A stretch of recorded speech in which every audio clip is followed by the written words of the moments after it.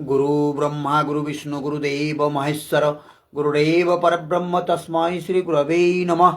ओं नमः भगवते वासुदेवाय। श्रीमद् भागवत गीता अथ द्वितीय अध्याय श्लोक नम्बर 46।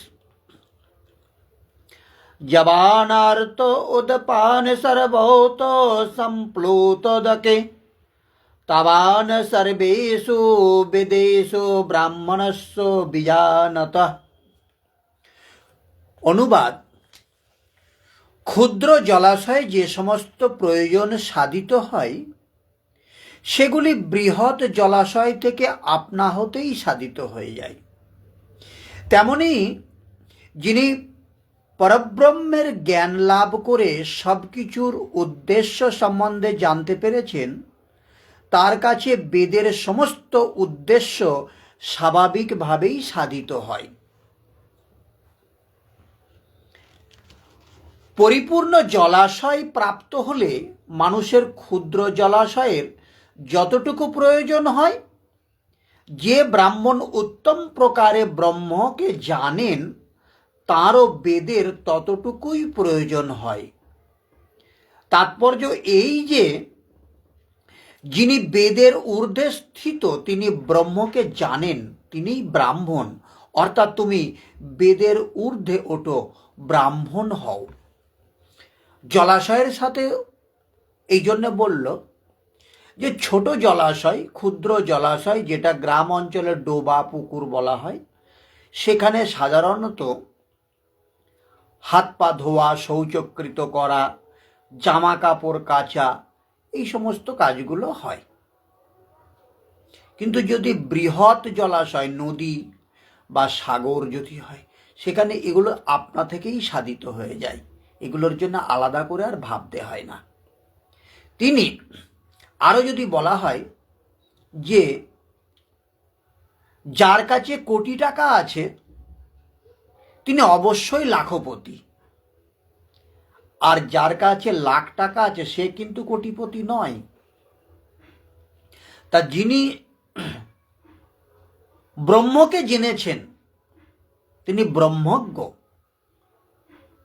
তার কাছে বেদের জ্ঞান অতি নগণ্য, অতি ছোট। তাই বলছে তুমি ব্রহ্মজ্ঞ হও, তুমি ব্রাহ্মণ হও, তুমি বেদের ঊর্ধ্বে ওঠো। বৈদিক জ্ঞানের আর দরকার হবে না যদি সে ব্রহ্মজ্ঞান লাভ করে ব্রাহ্মণ হয়। কিন্তু বর্তমান সমাজে আমরা যাদেরকে ব্রাহ্মণ বলে জানি, তারা বৈদিক ক্রিয়াকর্মটাকে একটা ব্যবসায়িক ভিত্তিক জীবনযাপনের একটা অঙ্গ হিসাবে মেনে নিয়েছে। তারা বৈদিক নিয়মকানুন, ষষ্ঠী পুজো থেকে শুরু করে ছট পুজো, ইতি পুজো, তারপরে দুর্গা পুজো, কালী পুজো তো আছেই, এই বৈদিক নিয়মগুলো নিয়ে তাদের একটা জীবিকা নির্বাহের একটা মাধ্যম বলে মেনে নিয়েছে। কিন্তু প্রকৃতপক্ষে যিনি ব্রাহ্মণ হয়েছেন, ব্রহ্মজ্ঞান যার হয়েছে, সে বৈদিক নিয়মকানুনের ঊর্ধ্বে উঠে এসেছে। অর্জুন ক্ষত্রিয় ছিলেন, কৃষ্ণ বলেছেন যে ব্রাহ্মণ হও। তার মানে এই নয় যে অর্জুনকে পৈতে পরে পুজো করতে যেতে হবে। অর্জুনকে তিনি বলেছেন তিনি ব্রহ্মকে জানো, তুমি ব্রহ্মজ্ঞ হও, এই কথাই বলেছেন। ব্রাহ্মণ, ক্ষত্রিয় ইত্যাদি বর্ণ স্বভাবজাত ক্ষমতাগুলির নাম। এটা কর্মপ্রধান, জন্ম থেকে নির্ধারিত কোনো প্রথা নয়। যিনি গঙ্গার নিকটে অবস্থান করেন তার ক্ষুদ্র জলাশয়ের কি প্রয়োজন? কেউ তাতে শৌচক্রিয়া করে, কেউ পশুদের স্নান করায়, এর বেশি তার প্রয়োজন নেই।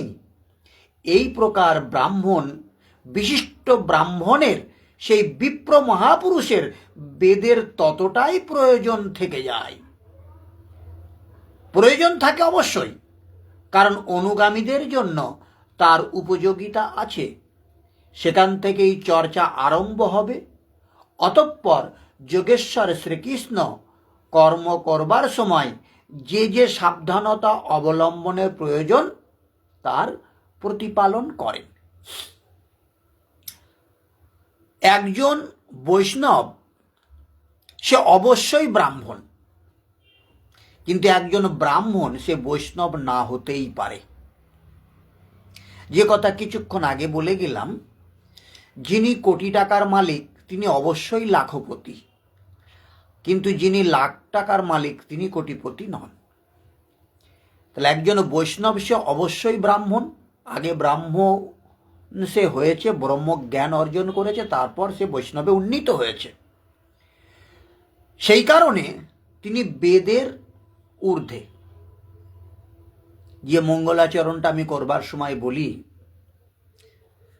যে বৈষ্ণব হলেন সবার পূজ্য, সাধুজনে কয় দেবদেবীর আর নাই প্রয়োজন, বৈষ্ণবেরও ঠাঁই। বৈষ্ণবের নেই পুণ্যেরই লোভ, নেই গো পাপের ভয়, বেদ পুরাণের ঊর্ধ্বে বৈষ্ণব সদাই বিরাজ হয়। এই বৈষ্ণব হচ্ছে বেদ এবং পুরাণের ঊর্ধ্বে, যিনি বিষ্ণুর উপাসক, যিনি বিষ্ণুকে জেনেছেন, বিষ্ণু জানতি বৈষ্ণব, যিনি কৃষ্ণ তত্ত্ব অনুধাবন করেছেন, কৃষ্ণ তত্ত্ব যিনি উপলব্ধি করেছেন, তার এই তুচ্ছ বৈদিক জ্ঞানের আর প্রয়োজন ততটা নেই যতটা সাধারণ মানুষের হয়। প্রয়োজন অবশ্যই হয়। কিরকম প্রয়োজন হয় না, তার অনুগামীদের পথ নির্দেশ করবার জন্য তাকে এগুলো করতে হয়। এই পর্যন্ত। আসুন তাৎপর্য কি বলেছে সেটা আমরা একটু দেখে নিই।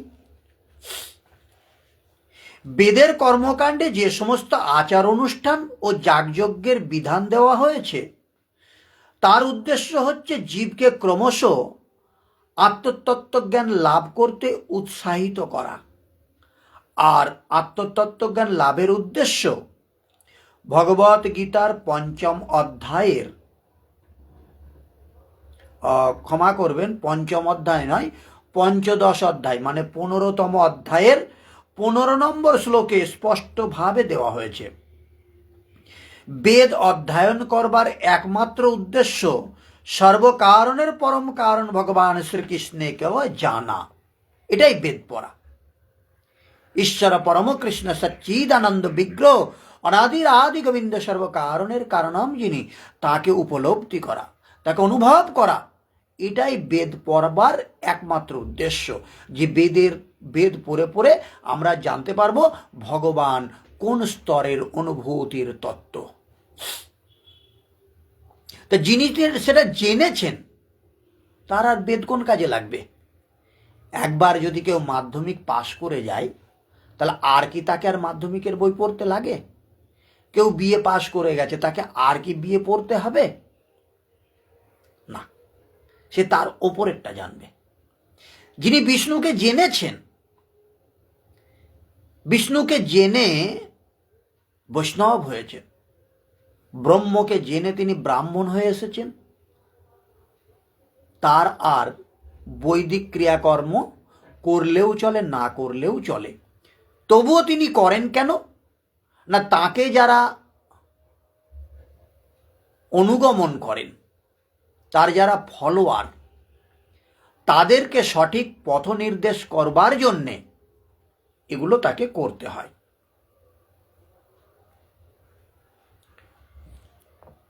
সুতরাং আত্মতত্ত্বজ্ঞান লাভ করার অর্থ ভগবানকে জানা এবং তার সঙ্গে আমাদের নিত্য সম্পর্কের উপলব্ধি করা।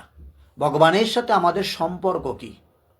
একেলা ঈশ্বর কৃষ্ণ, বাকি সবাই ভৃত্য, যারে জইছে নাচাই সে তৈছে করে নৃত্য। ভগবান আমাদেরকে যেমনভাবে চলাবেন আমরা সেভাবে চলব। সর্ব অবস্থার জন্য প্রস্তুত থাকা আর তার সন্তুষ্টি বিধানের জন্য নিজেকে তৈরি রাখা। যে ভগবান তুমি যদি আমাকে দুঃখ দিয়ে আনন্দ পাও আমি তাতেই খুশি। আমরা যাত্রা দেখতে গিয়ে দেখেছি যাত্রা অভিনেতাদের মধ্যে একজন চাবুক মারে আর একজন অভিনেতা চাবুকের মার খায়। এর এই চাবুকের মার খাওয়া দেখেই যদি দর্শক শ্রোতা আনন্দ পায়, সেই ভেবেই তো সে চাবুকের মার স্টেজের উপর খায়। কিন্তু সেই অভিনয় পালা শেষ হয়ে গেলে যখন গ্রিন রুমে চলে যায়, তখন যে চাবুক মেরেছে আর যে চাবুক খেয়েছে, এরা দুজন কি গ্রিন রুমের গিয়ে শত্রুতা থাকে নাকি? তখন তো একে অপরের বন্ধু, বলে বাহ, তুই অত্যাচারটা এত সুন্দর করেছিস যাতে আমার অভিনয়টাও আরো উচ্চতর জায়গায় পৌঁছে গেছে, তাই না? তেমনি ভাবে ভগবান শ্রীকৃষ্ণ এখানে ডিরেক্টর, আর আমরা সবাই তার হাতের অভিনেতা অভিনেত্রী। পৃথিবীটাই একটা রঙ্গমঞ্চ, আমরা এখানে সবাই কুশীলব, তার হাতের কিরণক। তিনি যেমন করে নাচাচ্ছে আমরা তেমন করে নাচছি, তিনি যেভাবে নাচিয়ে আনন্দ পাই আমরা তার আনন্দ প্রতিবিধান করবার জন্যে সর্বাবস্থাতে যেন আমরা তৈরি থাকি, এটাই তো আমাদের একমাত্র কাজ। ভগবত গীতার ৫ম অধ্যায়ের ১৫তম অধ্যায়ের ৭ নম্বর শ্লোকে ভগবানের সঙ্গে জীবের সম্পর্কের ব্যাখ্যা করে বলা হয়েছে, জীব ভগবান শ্রীকৃষ্ণের অবিচ্ছেদ্য অংশ, তাই জীবের শাশ্বত কৃষ্ণ ভাবনাকে জাগিয়ে তোলাই বৈদিক জ্ঞানের চরম প্রাপ্তি। আমরা সকলেই ভগবানের শ্রীকৃষ্ণের একজন অংশ বিশেষ, কিন্তু আমরা এই মায়ার পৃথিবীতে জন্মগ্রহণ করে আমরা আত্মস্মৃতি লুপ্ত হয়েছি, আমরা ভুলে গেছি আমরা কে। তাই আমাদের সেই স্মৃতি জাগরিত করবার কাজই হচ্ছে বেদের। যে ব্যক্তির সেই স্মৃতি জেগে গেছে যে আমি কে, তার বেদে আর কোন কাজে লাগবে?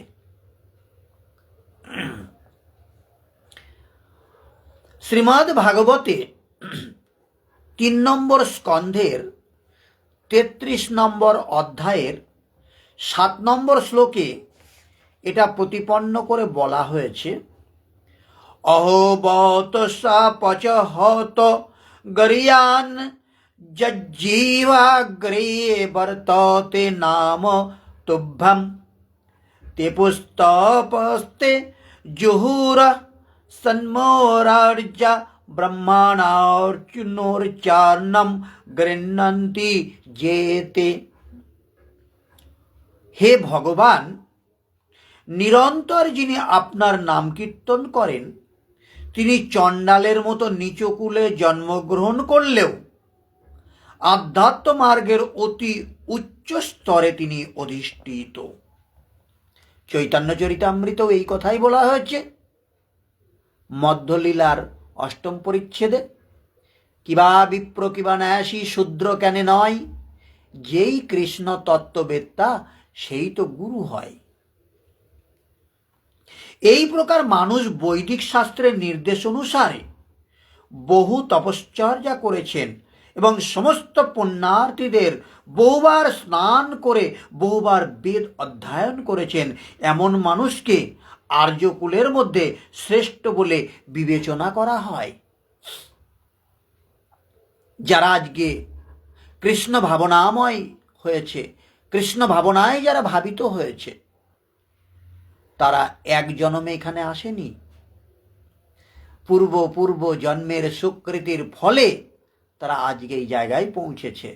একটা জন্মে আসে না, এক জন্মে কেউ কৃষ্ণ ভক্ত হয় না। আপনারা যারা শুনছেন তাদেরও বহু জন্মের সুকৃতির ফলে এই সৌভাগ্য হয়েছে। আমার এই ভিডিওটা অনেকেই তো এড়িয়ে গেছে না, কিন্তু আপনি শুনছেন এই কারণেই ভগবান আপনার প্রতি কৃপা প্রদর্শন করেছেন, আপনার অন্তরে ভক্তি জাগ্রত হয়েছে। সেই কারণেই আপনি এই সুকৃতির ফল অনুভব করছেন। সুতরাং কেবল আচার অনুষ্ঠান করে স্বর্গলোকে উন্নততর ইন্দ্রিয় সুখ ভোগ করবার প্রতি আসক্ত না হয়ে বেদের প্রকৃত উদ্দেশ্যটি বোঝবার চেষ্টা করা উচিত। তাহলে আমরা যদি বেদ পড়ি শুধুমাত্র পুণ্যি হবে বলে, আমরা যদি ভাগবত পড়ি পুণ্যি হবে বলে, আমি যদি গীতা পড়ি পুণ্যি হবে বলে, বড় ভুল হয়ে যাবে। পুণ্যি হলে কি হবে না, পুণ্যি হলে পুণ্যের ফলে স্বর্গলাভ হবে। আর স্বর্গলাভ হলে কি হবে না, স্বর্গের পুণ্যের ক্ষমতা যখন শেষ হয়ে যাবে, পুণ্য যখন শেষ হয়ে যাবে, তখন আমাদেরকে আবার ধাক্কা দিয়ে বলবে যাও আবার মরতে গিয়ে আবার কর্ম করো, আবার কর্মফল অনুযায়ী তুমি আবার নরকে যাবে না স্বর্গে যাবে সেটা ভাব করবে। আমরা যদি কিছু টাকা পয়সা নিয়ে কোথাও ভ্রমণ করতে যাই, সেখানে গিয়ে একটা দামি হোটেলে উঠলাম, ভালো ভালো খাবার খেলাম, কিন্তু যখন ট্যাঁকের পয়সা শেষ হয়ে যাবে তখন হোটেল ছেড়ে দিয়ে বেরিয়ে আসতে হবে বাড়িতে। পুণ্যি ঠিক এই রকম, পুণ্যি নিয়ে স্বর্গে যাব, আর গেলে কি হবে, সেখানে স্বর্গ সুখ অনুভব করব। সমরস, মদিরা, নর্তকী, কি যেন অপ্সরা, রম্ভা, তিলোত্তমা, তারপরে স্বর্গের মনোরম সুদৃশ্য বন উপবন, সুমিষ্ট ফল, দেবতাদের সান্নিধ্য, মনোরম পরিবেশ। এরপরে যখন পুণ্য শেষ হয়ে যাবে তখন আবার আমাদেরকে এই মর্তধামে ফিরে আসতে হবে। তাই বেদ পড়ার উদ্দেশ্য পুণ্য সঞ্চয় করা নয়। এখান থেকে বেরিয়ে এসে আমাদের বেদ পড়ে জানতে হবে ভগবানের প্রকৃত স্বরূপ কি, ভগবান কে, কি তার পরিচয়। সেই ভগবানকে জানা, সেই ব্রহ্মকে জানা হচ্ছে ব্রাহ্মণ, আর সেই বিষ্ণুকে জানা, পরম তত্ত্বকে জানা হচ্ছে বৈষ্ণব। এটা যদি হওয়া যায় তাহলে এই জন্ম মৃত্যুর চক্করে আর পড়তে হবে না, ভগবানের ধামে বাস করা যায়। এখন এই বিশ্ব ব্রহ্মাণ্ডে কোথাও সত্যযুগ চলছে, কোথাও বা ত্রেতা যুগ চলছে, কোথাও বা চলছে দাপর যুগ, আবার কোথাও এমন কলিযুগ। তা যদি একবার ভগবানের সান্নিধ্যে আসা যায়, ভগবান যেই যেই ধামে লীলা করবেন, হতে পারে সেই দাপর যুগ, হতে পারে সে সত্যযুগ, সেই সেই ধামে গিয়ে জন্মগ্রহণ হবে। সেখানে হতে পারে একটা পশু পাখি কীট পতঙ্গ, একটা গাছ লতাপাতা গুল্ম, যা কিছু হোক না কেন, ভগবত ধামের যদি একটা আমি পথের দুর্ভোগ হাসও হতাম, সেই পথ দিয়ে চলতে চলতে ভগবানের পাদস্পর্শ তো পেতাম। কিন্তু সেটা যদি না হয়, শুধু বারবার বারবার জন্ম মৃত্যু এসব সংসারের পাকচক্রে এসে স্বামী তার স্ত্রীর যন্ত্রণা, স্ত্রী তার স্বামীর যন্ত্রণা, আর সন্তান সন্ততির দায়িত্ব, এই নিয়েই শুধু আমরা এই পাপচক্রে শূকরের মতো জীবনযাপন করে যাচ্ছি।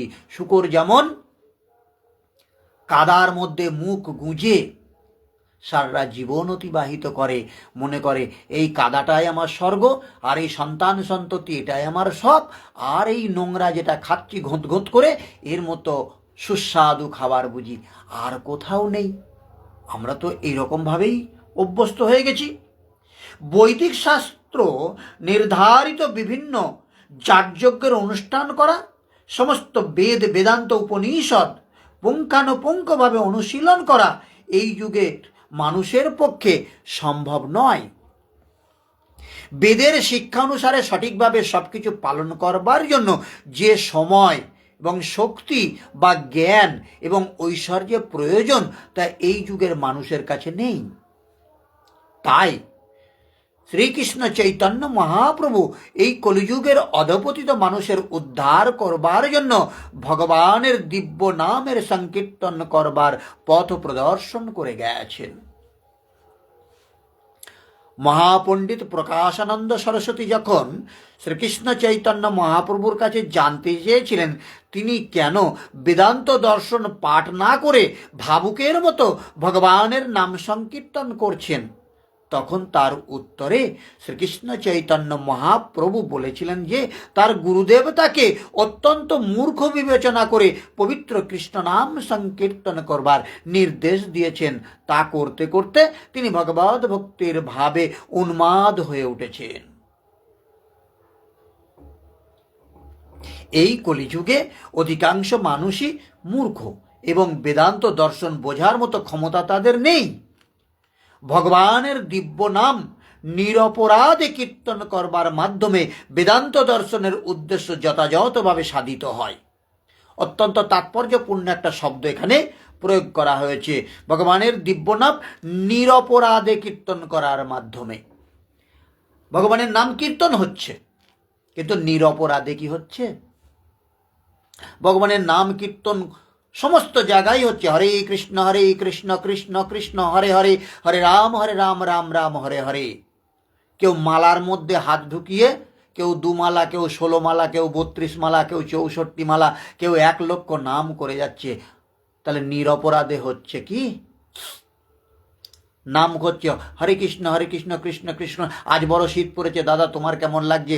হরে রাম। দিদি তোমার ভাত রান্না হয়ে গেছে। এই করতে করতে তার মালার গুটি সরে যাচ্ছে, আর ওই নাম করছে আর গল্প করছে। কেউ তো টিভি চালিয়ে দিয়ে মালা জপ করেন। নিরপরাধে নাম হচ্ছে তো। তাহলে মালার মধ্যে হাত থাকে বটে, অন্তরে কৃষ্ণ থাকে না। কৃষ্ণ থাকে বদনে, অন্তরে ঠাঁই পায় না। তখন অন্তরে বাহিরে অন্য কিছু চলে। তাহলে এটা নিরপরাধে নাম হয় না। তা আমরা নাম তো এত হচ্ছে, এক কৃষ্ণ নামে যত পাপ হরে জীবের সাধ্য নাই, জীব তত পাপ করে।